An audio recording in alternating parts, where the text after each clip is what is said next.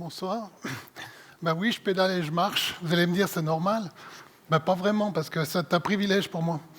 Il y a 8 ans, on m'a dit que je ne marcherais plus. Mais bon, j'ai pas voulu lâcher. Donc j'ai fait du vélo depuis ma tendre enfance. J'ai commencé à faire de la compétition à l'âge de 12 ans jusqu'à l'âge de 19 ans. J'étais aussi entrepreneur, comme l'a dit Paul. J'ai créé de nombreuses entreprises. J'ai créé beaucoup de choses dans le domaine informatique dans les années 90 et 2000. Et puis, arrive 10 août 2015, 16h30. Je reviens de 3 semaines de vacances en Tanzanie avec un joli safari. Je suis au bureau pour le premier jour. Tous les employés ont quitté le bureau. Je suis tout seul. Arrive mon ami Philippe, qui est mon colocataire, pour s'enquérir de mes vacances, comment c'était passé. Et puis on est en train de discuter. Tout à coup, mes paroles et mes pensées sont complètement décalées. Je parle comme une bande magnétique à l'envers, comme il m'a dit. Et puis mon visage faisait des grimaces. Il me regarde et il me dit « Mais pourquoi tu fais l'imbécile ?» Je dis « Mais je ne fais pas exprès. » Et puis tout à coup, mon bras commence à me faire des douleurs terribles. Il me dit « Écoute, ça n'a pas l'air d'aller, j'appelle l'ambulance. » Je dis « Fais pas ça, ça coûte 1500 francs pour rien. » Dans un moment, je rentre à la maison. Et puis, boum, 3 petites lettres qui viennent, A, V, C, 3 lettres qui viennent se graver dans le chemin de ma vie, qui ont carrément tout balayé. Tout ce qui est professionnel, sportif, la vie familiale, toute ma vie a été complètement remaniée à partir de là. Donc Philippe appelle les secours. Et pour moi, je vais dire que je rentre comme dans un train fantôme. C'est l'image que je peux vous donner. J'ai perdu connaissance. Puis j'ai eu des flashs comme ça pendant des heures. Ben, ces flashs, le premier, c'est les jambes des ambulanciers. Le deuxième, c'est dans le scanner à l'hôpital de Sion, une infirmière qui me dit « Mais arrêtez de bouger, mais je ne peux pas, j'ai des spasmes. » Puis après, un médecin qui arrive et qui me dit « Monsieur Salarmin, vous faites un AVC massif. Vous devez être transporté en hélicoptère à l'hôpital du CHUV à Lausanne pour être opéré. » Ben moi, je suis là, j'écoute, je ne sais pas ce qui se passe, je ne comprends rien. J'entends juste ma fille qui pleure derrière un rideau, aux urgences. Puis je lui dis simplement, écoute, j'ai juste un peu mal à la tête. Dans un moment, je suis à la maison, t'inquiète pas. Bon, après, c'est un long chemin, donc j'ai encore un souvenir, c'est l'hélicoptère sur le toit de l'hôpital à Sion, et puis la sortie de l'hélicoptère sur le toit du CHUV. Puis après, c'est un trou noir jusqu'au matin à 6 heures. Donc en fait, j'ai passé 6 heures de temps entre 16h30 et 22h30 où mon cerveau n'a pas reçu de sang. On appelle ça un AVC massif parce que l'artère principale du cerveau était complètement bouchée, donc il ne recevait plus de sang. Donc manque d'oxygène, des neurones qui meurent. Comme on dit tout le temps c'est du cerveau. Donc chaque minute, lors d'un AVC, on perd 2 millions de neurones. Donc vous allez me dire, ça va, on en a 100 milliards. Donc 360 minutes fois 2 millions de neurones, calculez un peu les dégâts dans mon cerveau. Donc je me réveille 6 heures plus tard. Voilà les dégâts, ça c'est l'IRM de mon cerveau. Donc sur la côté droite du cerveau, donc, ça va impacter mon côté gauche, puisque vous savez certainement que les hémisphères sont croisés par rapport au corps. Donc c'est la grosse tache que vous voyez entourée de rouge, c'est des cellules qui sont mortes. Donc c'était vraiment un gros AVC très grave qui a tué des régions du cerveau qui m'ont posé beaucoup de problèmes. Et puis l'image d'à côté, c'est un IRM qu'on a fait il y a quelques années qui montre qu'est-ce que ça devient avec les années. Donc les cellules, elles meurent, le cerveau, il a un trou. Donc il y a du liquide encéphalo-rachidien qui vient remplacer tout ça. Et puis voilà, donc je me retrouve avec ce qu'on appelle des séquelles. Donc il y a 2 catégories qu'on dit, les séquelles visibles et invisibles. Donc les séquelles visibles, c'est ce que vous venez de voir, c'est quelqu'un qui boite, qui a son bras qui ne marche pas bien.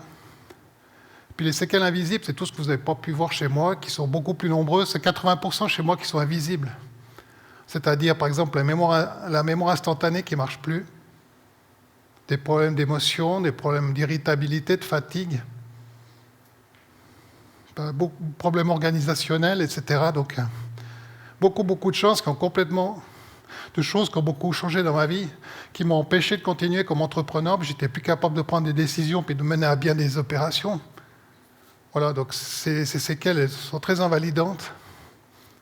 Il y a aussi un point important que j'ai omis de vous dire, c'est qu'après cette opération à 6 heures du matin, je me suis réveillé avec des douleurs à la tête qui étaient absolument insupportables parce que j'avais un œdème cérébral.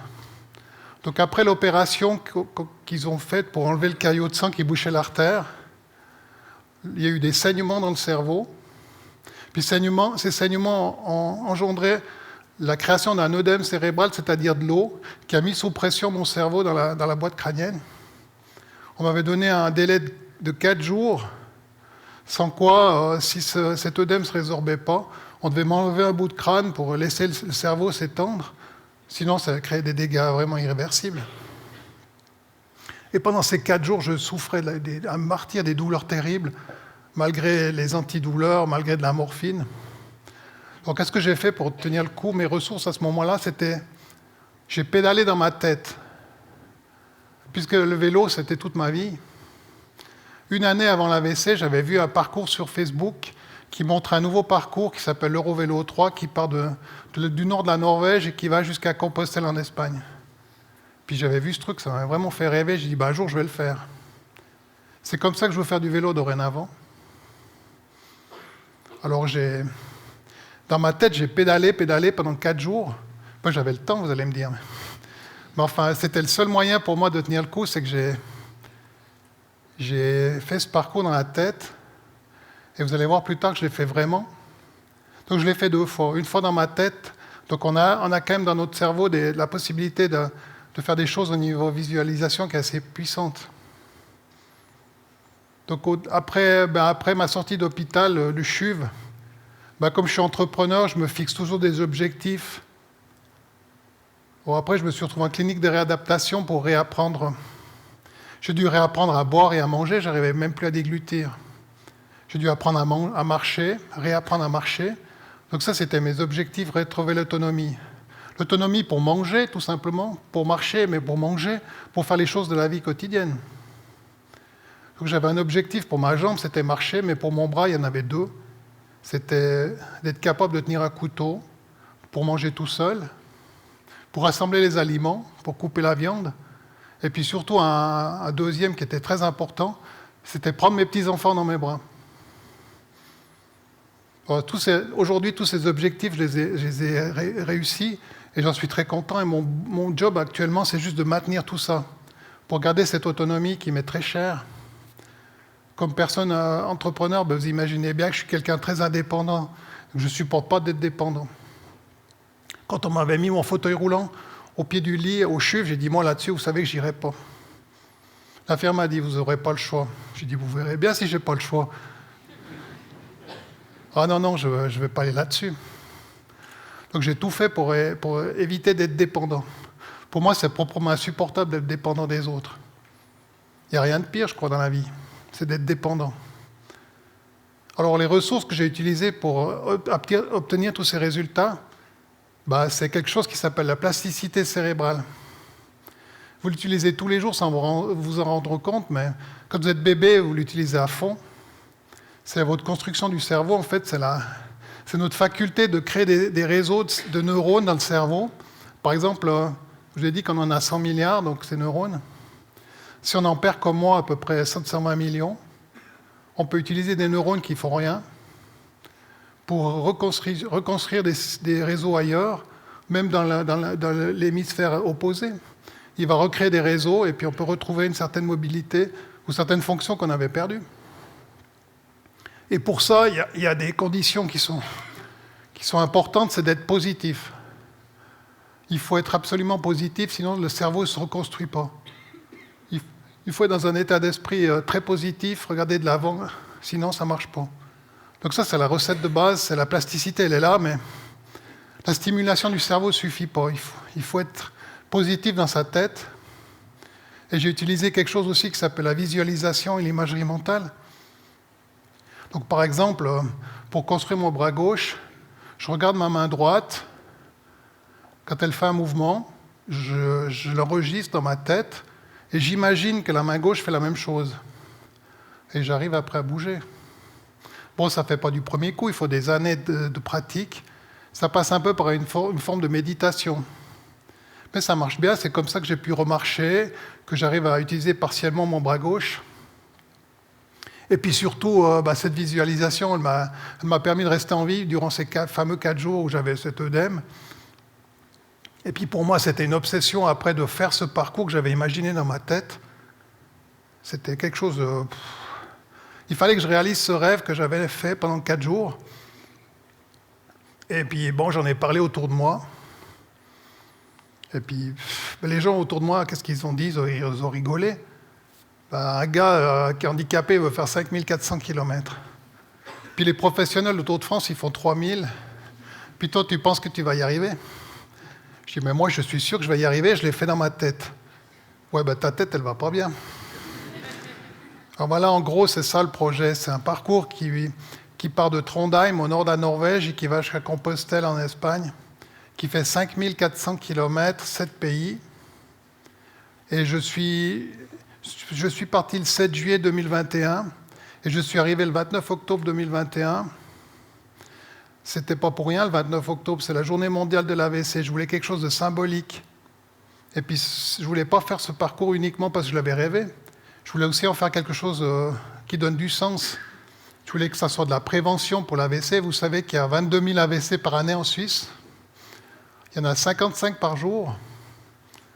Il y en a un toutes les 30 minutes. Donc l'objectif, c'était de faire de la prévention aussi pour la population, et puis donner un signal positif, des valeurs positives à tous les gens qui ont eu des coups durs dans la vie, et puis leur dire, écoutez, rien n'est perdu, il faut juste y aller, crocher, et puis on peut s'en sortir. Donc ce parcours, c'était pas seulement faire du vélo, pour moi, c'était aussi transmettre des valeurs, et pour ça, j'ai eu la chance de pouvoir travailler avec une agence de communication, avec son patron, qui est certainement dans la salle, qui s'appelle Thierry, avec qui j'ai eu la chance d'avoir un bon feeling. Et puis on a construit ensemble un programme de communication qui était largement médiatisé, mais malheureusement très peu en Suisse, beaucoup plus dans les pays étrangers. Nul n'est prophète en son pays, c'est bien connu. Voilà, donc je ne vais pas vous parler plus longtemps de ce programme, de ce parcours. Voilà, juste une petite vidéo en 2 minutes qui va résumer 4 mois.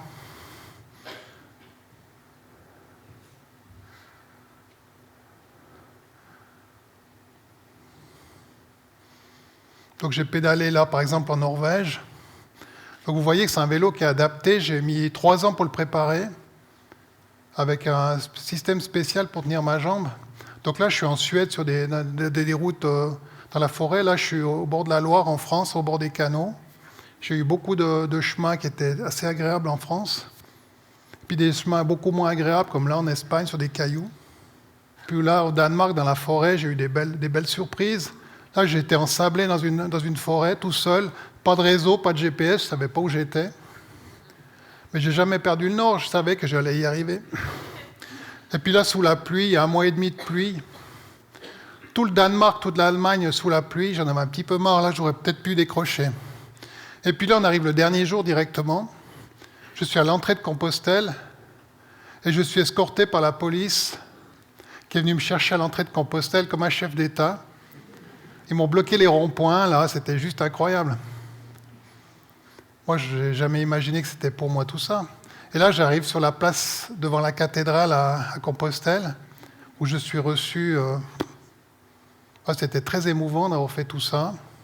Pour moi, c'était l'aboutissement d'un rêve, donc j'avais bouclé la boucle. Ce rêve qui m'avait tenu en vie, je l'avais réalisé vraiment. Pour moi, c'était vraiment quelque chose, un grand pas en avant dans mon autonomie et dans ma réhabilitation. Vous voyez, il y a beaucoup d'émotions, tout ça, il y avait beaucoup de monde. J'ai pensé au départ que c'était pour quelqu'un d'autre.